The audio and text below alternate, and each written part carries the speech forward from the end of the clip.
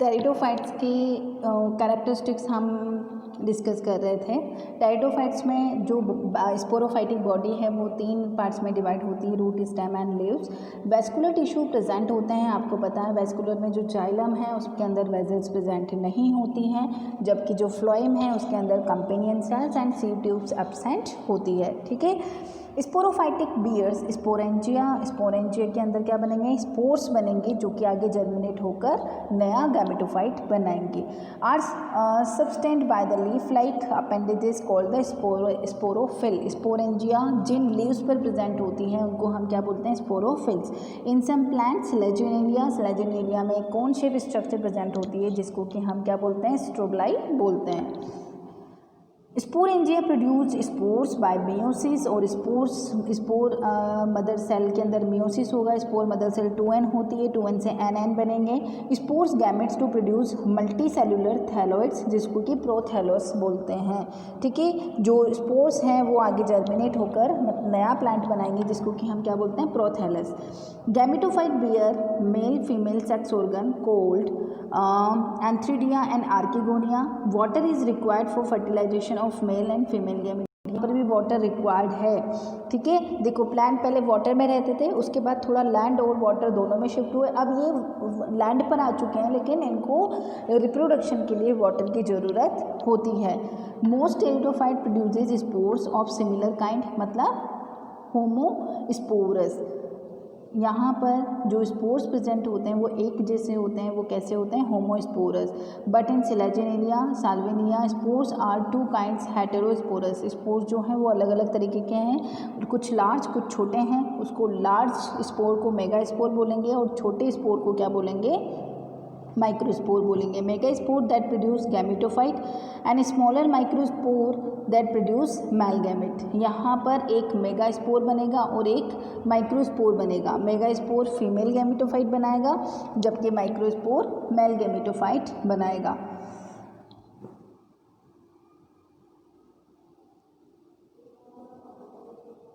Pteridophytes को 4 groups में divide किया गया है, सिलोप्सिडा, लाइकोप्सिडा, स्पिनोप्सिडा एंड फिलोप्सिडा। ये आप बस इतना ही है, आपका इतना ही है आपके सिलेबस में। आप नेक्स्ट हाई क्लासेस में जाएंगे तो इसके बारे में ज़्यादा स्टडी करेंगे, तो अभी तक आप इतना ही याद रखें। अब आता है हमारे पास जिम्नोस्पर्म। यहाँ पर अब देखो किसका डेवलपमेंट हो रहा है, आपको पता है कि किस तरीके से फाइलोजेनेटिक डेवलपमेंट है ये, कि सबसे पहले बहुत छोटा डेवलपमेंट हुआ जिसको कि हम क्या बोलते हैं, थैलोफाइटा। फिर उसके बाद थोड़ा ज़्यादा डेवलपमेंट हुआ तो ब्रायोफाइट्स बने सॉरी, थोड़ा और ज़्यादा डेवलपमेंट हुआ तो टेरिडोफाइट्स बने। टेरिडोफाइट्स में और ज़्यादा डेवलपमेंट होगा तो क्या बनेंगे, जिम्नोस्पर्म। और ज़्यादा डेवलपमेंट होता है तो एंजियोस्पर्म बनेंगे, जो कि वेल डेवलप्ड प्लांट हैं, जो कि अपने आसपास आप देख सकते हैं।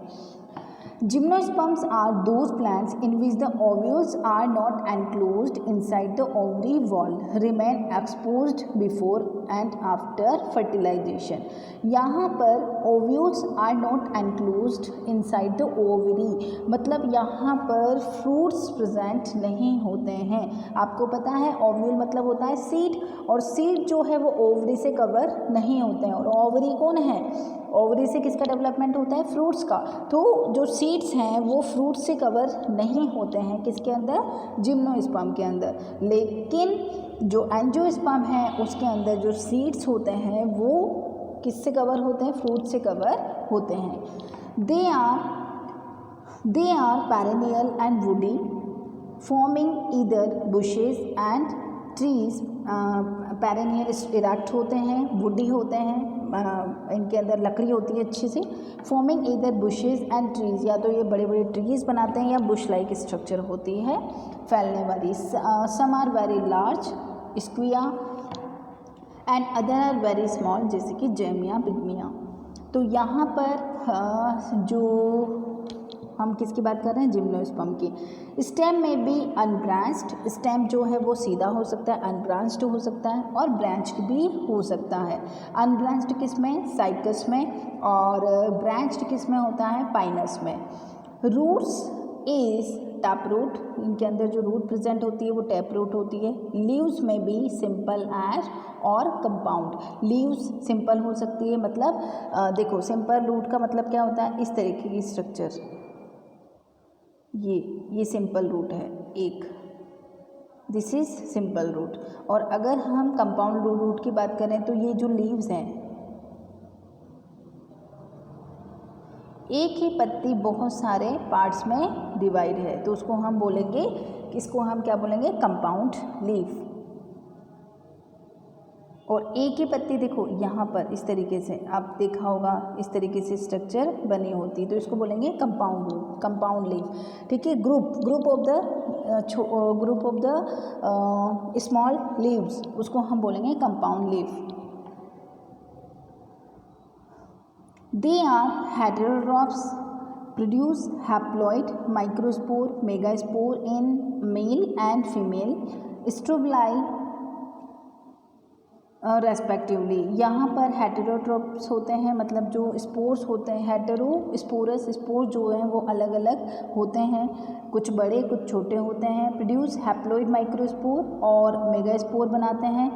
और स्ट्रोबिलाई मतलब कॉन शेप स्ट्रक्चर भी प्रेजेंट होती है, जो कि पाइनस में होती है। Mail and female gametophyte do not have independent free living existence. यहाँ पर मेल एंड फीमेल गैमेटोफाइट बिल्कुल अलग अलग नहीं रहते हैं। Pollination occurs through the air, zygote develop into embryo, ovules into the seeds and seeds are naked. यहाँ पर ये बिल्कुल ध्यान रखें आप कि देखो, एक बार हम बात करते हैं एन और एन, ये दोनों गैमेट हैं। जब दो गैमेट मिलते हैं तो 2n बन गया। इस 2n वाली जो सेल है इसको हम क्या बोलते हैं, जाइगोट। क्या बोलते हैं इसको, जाइगोट। ठीक है, अब जाइगोट का डेवलपमेंट होता जाता है और धीरे धीरे पूरा प्लांट्स बन जाता है। तो जाइगोट से क्या बनेगा, एम्ब्रियो, थोड़ा और ज़्यादा डेवलप होने के बाद एम्ब्रियो बन जाएगा, और एम्ब्रियो से क्या बन जाएगा, सीड। और सीड जो है वो नेक्ड होते हैं, मतलब उनको फ्रूट्स कवर नहीं करते हैं। एग्जाम्पल इसका Pinus, cycas and citrus and ginkgo है। अब पढ़ेंगे हम एंजियोस्पर्म, जिसको कि हम चलो पढ़ लेते हैं अभी। एंजियोस्पर्म जो हैं वेल डेवलप्ड प्लांट्स हैं, जो कि आपको आसपास भी दिखाई देते हैं। Plants grain ovules are developed in specialised structure. इनके अंदर फ्लावर्स भी बनेंगे, सीड्स भी बनेंगे, और सीड्स जो हैं वो फ्रूट से कवर भी होंगे।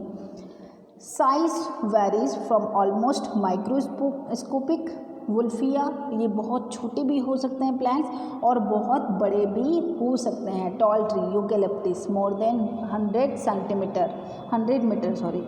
The male sex organ in a flower is stamen. इनके अंदर फ्लावर बनेंगे, फ्लावर के अंदर ही मेल पार्ट और फीमेल पार्ट प्रेजेंट हो सकता है, या फिर मेल फ्लावर अलग होगा या फीमेल फ्लावर अलग होगा।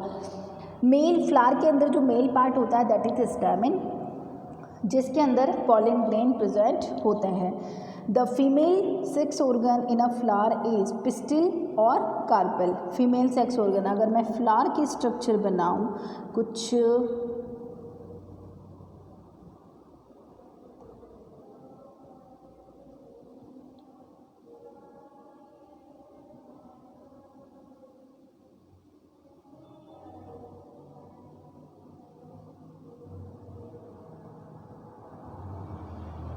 ये एक फ्लावर बनाया, फ्लावर है मेरे पास, ऐसे मैंने पकड़ रखा है, उसको मैंने ऐसे चाकू से ऐसे कट कर दिया। ठीक है, तो कट करने पर आपको ये वाली स्ट्रक्चर नज़र आएगी। तो यहाँ पर ये जो स्ट्रक्चर बनाई गई है मैंने, ये क्या कहलाएगी, स्टैमिन। ये क्या है, स्टैमिन, ऐसे लिख रही हूँ मैं। और ये यहाँ से लेकर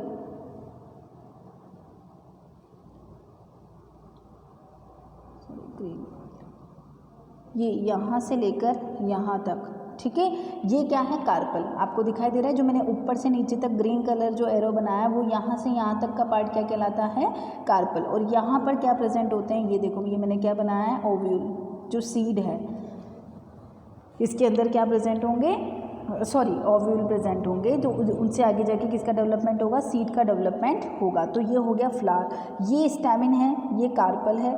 ठीक है, कार्पल यहाँ से यहाँ तक। तो ये वाला यहाँ से यहाँ तक का पार्ट क्या है, फीमेल पार्ट। और ये जो मैंने बनाया हुआ है ये वाला ये क्या है, स्टैमिन, जिसको कि मेल पार्ट बोला जाता है।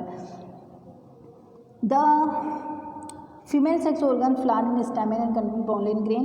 The female sex organ in a flower is a pistil or carpel. Pistil consists of ovary enclosed one and many ovules. बताया था आपको कि वो जो ऐसे फूली हुई स्ट्रक्चर थी उसके अंदर ओव्यूल्स प्रेजेंट थे.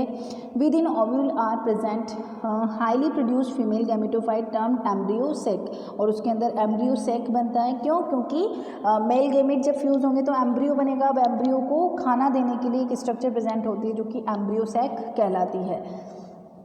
वो एंडोस्पर्म होती है और एम्ब्रियो सेक के अंदर एम्ब्रियो का डेवलपमेंट होता है.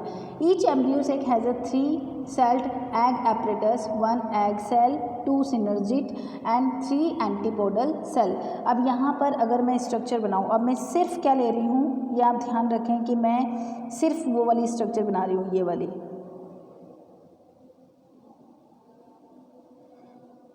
ये स्ट्रक्चर मैंने बना ली. ठीक है. इसके अंदर ये मैंने क्या रख लिया है, ओव्यूल.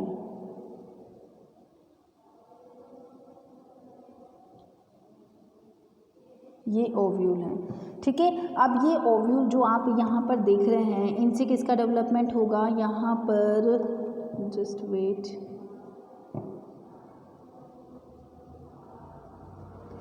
अब ये जो बीच में स्ट्रक्चर बनाई तो हमने बात की थी यहाँ पर एम्ब्रियो सेक. तो एम्ब्रियो सेक के अंदर एम्ब्रियो का डेवलपमेंट होता है और एम्ब्रियो सेक के अंदर ये एम्ब्रियो सेक बना दिया मैंने. अब यहाँ पर 3 तरीके की सेल प्रेजेंट होगी.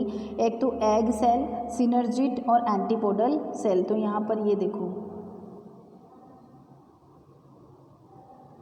इस तरीके की स्ट्रक्चर प्रेजेंट होती है. 3 सेल ऊपर हैं, 3 सेल नीचे हैं और 1 सेल बीच में है. एक सेली न्यूक्लियस यहाँ पर, हाँ ये सेल ही मान लीजिए आप. तो पोलर न्यूक्लियाई, 2 पोलर न्यूक्लियाई. तो यहाँ पर एंटीपोडल सेल, सिनर्जिड और एग सेल. तो ये देखो ये वाली एक सेल है, ये जो बीच में बनाई हुई है, ये नीचे वाली बनाई गई है, ये क्या है, एग सेल है. और एग सेल से क्या आएंगे, मेल गैमेट मिलेगा. और ये बहुत टिपिकल स्ट्रक्चर है. हम आगे जाके 12th क्लास में आपका पूरा सिलेबस है सिर्फ इसी चीज़ का, रिप्रोडक्शन एंजियोस्पर्म. तो उसके बारे में हम पढ़ेंगे. थोड़ा यहाँ पर मुश्किल है ये समझाना. तो जस्ट मैंने आपको ये बताया कि एम्ब्रियो सेक के अंदर किसका डेवलपमेंट होता है, एम्ब्रियो का डेवलपमेंट होता है, जिसमें कि 3 तरीके की सेल्स प्रेजेंट होती है. 2 सिनर्जिड, एक एग सेल और 3 एंटीपोडल सेल प्रेजेंट होती है और 2 पोलर न्यूक्लियाई. तो मैंने जो ऊपर जो बनाई थी वो कौन सी थी, एंटीपोडल सेल. नीचे जो बनाई थी उसमें से एक तो एग सेल थी और 2 सिनर्जिड थी और बीच में जो बनाई थी उसमें 2 पोलर न्यूक्लियाई थे. ठीक है. तो इस तरीके से यहाँ पर ये एम्ब्रियो सेक है. अब यहाँ पर क्या होगा, फर्टिलाइजेशन, जिसको कि हम नेक्स्ट लेक्चर में डिस्कस करेंगे.